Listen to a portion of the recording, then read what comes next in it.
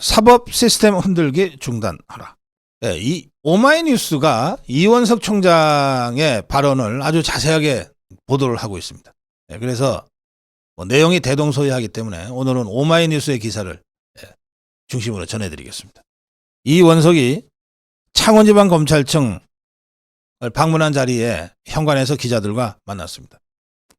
기자들이 물어도 그냥 가면 그만인데 일부러 서서 길게 답변한 걸로 봐서는 내 입장 표명을 제대로 해야 되겠다, 이렇게 결심하고 기자들의 앞에 선 것 같습니다.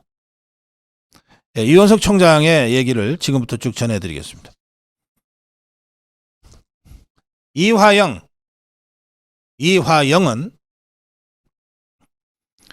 2억 5천만 원이 넘는 불법 뇌물 수수, 3억 3천만 원이 넘는 불법 정치자금 수수, 그리고 800만 불, 우리 돈으로 100억 원이 되는 돈을 북한에 불법적으로 대북 송금한 혐의, 거기에다 수사 과정의 증거인멸을 교사한 중대한 부패 범죄로 기소돼서 재판을 받고 있는 자다.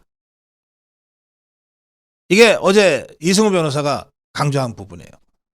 술 마셨냐 안 마셨냐가 중요한 게 아니다. 이 자가 얼마나 심각한 중대 부패 범죄자인지를 정확하게 봐야 된다. 이 중대 부패 범죄자이기 때문에 법원에서 3차례 구속영장이 발부됐다. 이 중대한 부패 범죄에 법률로 정해놓은 형만 보더라도 무기징역 또는 최하 징역 10년 이상이 되는 중대한 부패 범죄자다. 이런 자가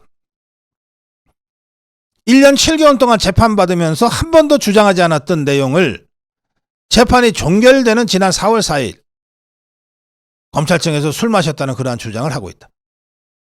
중대 부패 범죄로 재판을 받고 있는 피고인이 사법 시스템을 흔들고 공격하는 이 일, 당장 그만두라. 이화영은 자신이 믿고 선임했던 변호사들 앞에서 이재명의 대북 송금 관련 사실을 진술을 해놓고, 그리고 나서는 그 변호사들을 믿지 못하겠다면서 해임했다. 또 자신의 재판을 담당하는 재판부 판사 3분을 기피 신청하고 기피 신청이 기각되자 고등법원, 대법원까지 3차례에 걸쳐서 기피 신청을 했고 다 기각됐다. 이화영은 검찰의 사법 시스템뿐만 아니라 법원의 사법 시스템도 흔들고 있는 것이다. 논란이 되고 난 후에 검찰에서 출정 일지, 호송 계획까지 들어서 이화영의 주장이 허위임을 명확하게 증거를 제시하자 이제는 어느 날엔간 술을 마셨다는 식의 주장을 하고 있다. 장소도 검사실 앞 창고라고 했다가 검사실에 구속된 영상 녹화 조사실이라고 이야기를 하고 있다. 김성태, 박용철과 술을 마셨다고 했다가 이제는 검사와 수사관과 함께 술을 마셨다고 했다. 법원에서는 얼굴이 벌개질 정도로 술을 마셔서 술이 깰 때까지 장시간 대기하다 구치소에 돌아갔다고 했다가 이제는 입에 댔더니 술이라서 마시지 않았다고 했다. 도대체 이화영은 술을 마셨다는 건지 술을 마시지 않았다는 건지도 알 수 없을 정도가 돼버렸다. 이렇게 중대한 부패 범죄자가 6월 7일 1심 판결 선고를 앞두고 허위 주장을 하고 있다. 사법 시스템을 무너뜨리려고 시도하고 있다. 그런데 공당에서, 이게 더불어민주당입니다. 공당에서 이런 이화영의 진술에 끌려다녀서야 되겠는가? 다시는 법원과 검찰의 사법 시스템을 무력화시키거나 공격하거나 흔들어대서는 안 된다. 이화영에 대해서 그 진술이 100% 진실이라고 말씀하셨는데, 이건 이재명의 얘기입니다. 이화영의 진술이 100% 진실이라고 말씀하셨는데, 술 마셨다는 이화영의 주장이 100% 진실이라고 말씀하셨는데, 그렇다면 앞서 이화영이가 이재명의 대북 송금 관여 사실을 진술한 바로 그 진술도 100% 진실한 것이라고 믿고 있는지 묻고 싶다. 거짓을 말하거나 거짓말을 꾸며대거나 법원과 검찰을 흔들어서 사법 시스템을 공격한다 해서 있는 죄가 없어지지도 않고 있는 죄가 줄어들지도 않고 형사처벌을 피할 수도 없다. 사법의 문제를 정쟁으로 정치적인 문제로 끌고 가지 말고 6월 7일 법원의 판결을 차분히 기다리는 것이 헌법과 법률이 정한 사법 시스템, 헌법 질서를 존중하는 것이다. 작심하고 쭉 설명을 한 거예요. 그러면서 이화영이한테뿐만 아니라 더불어민주당과 이재명이한테도 강력한 경고를 했어요. 기자들이 아마 놀랐을 것 같아요. 그러자 이현석 총장이 직접 입장을 밝힌 이유를 다시 설명합니다. 뭐라고 설명했냐? 저는 가능하면 사법의 문제가 정쟁거리가 되거나 정치적인 문제가 되지 않도록 말을 하지 않고 참고 기다리면서 법원 안에서 문제가 해결되기를 바랐다. 그러나 이 문제를 가지고 점차적으로 검찰에 대한 공격을 넘어 아예 힘으로 사법 시스템을 억누르려고 하는 행태에 대해 더 이상 지켜보기 어렵다고 생각했다.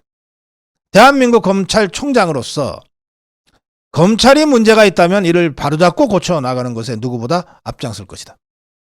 또 검찰에 대한 사법 시스템에 대한 부당한 외압, 부당한 영향력 행사에 대해서는 이를 막아야 할 방패가 되고 버팀목이 되고 방파제가 되겠다는 심정이다.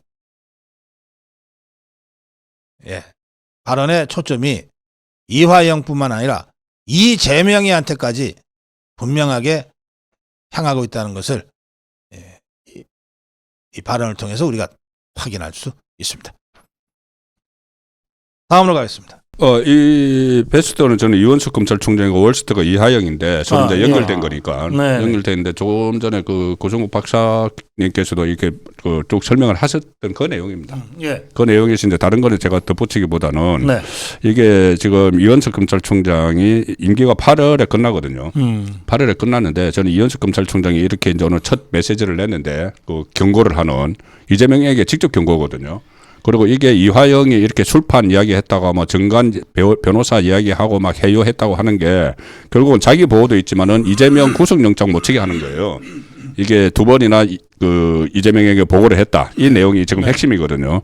그래서 그것을 물타기 하기 위해서 이 뭐 그 해유에 의한 진술이었다. 두 번을 그렇게 막 하고 있는 건데 이거를 유현석 검찰총장이 해결을 하고 떠나야 돼요. 8월 달에 임기가 끝나는데. 뭐냐면은 이 대북 송금 이게 처음에 구속영장을 청구를 했지 않습니까? 했는데 유창훈이 기각을 하는 바람에 같이 영장을 청구를 했던 다른 사건들 대장동이나 이건 다 기소해서 재판에 들어갔는데 대북 송금 딱 남겨두고 있거든요. 이게 원래 선거 전에 구속영장을 청구를 해야 된다는 게 그 수사검사들의 일반적인 분위기였어요. 부글부글 끓으면서. 근데 이원석 검찰총장을 비롯해서 간부들이 막았거든요. 선거 다가오는데 이거 어떻게 하느냐. 이제 선거 끝났어요.